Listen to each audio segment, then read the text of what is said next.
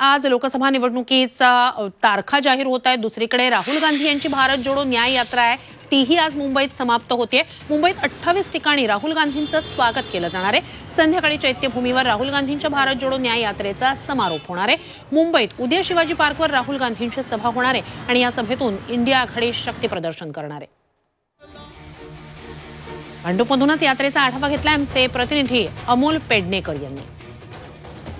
राहुल गांधी यांची भारत जोडो न्याय यात्रा मुंबईत दाखल होणार आहे आणि त्यासाठी या ठिकाणी भांडूप LBS मार्गावर कार्यकर्त्यांकडून जय्यत तयारी करण्यात आलेली आहे। या ठिकाणी राहुल गांधी यांची LBS मार्गावरून जेव्हा भारत जोडो न्याय यात्रा या ठिकाणी येणार त्यावेळेला राहुल गांधी यांना मोठा हार आहे तो क्रेनच्या साहाय्याने या कार्यकर्त्यांकडून घातला जाणार आहे। यासोबतच काही सांस्कृतिक कार्यक्रम देखील आयोजित करण्यात आलेले आहेत। आपल्या लाडक्या नेत्याचं स्वागत करण्यासाठी या ठिकाणी कांग्रेस कार्यकर्ते सज्ज झालेले आपल्याला पाहायला मिळतात। ये बहुत ही ऐतिहासिक क्षण है। हम लोग सब यहाँ पे कांग्रेसी ईशान्य मुंबई के यहाँ पर जमा हुए हैं। अलग अलग जगहों पर अपने अपने 28 ऐसे स्टेजेस बने हैं पूरे रूट में और हम सब उनके भारत जोड़ो न्याय यात्रा का समापन दिन है, उसका आतुरता से हम लोग सब देख रहे हैं। अभी हमारे सारे लोग आएंगे, राहुल जी कुछ ही 1 घंटे भर में यहाँ पर मौजूद होंगे, तो ये हमारे लिए बहुत ही ऐतिहासिक क्षण है। तुम्ही आता आमची तयारी पाहिली असेल की पूर्ण भांडूप नाही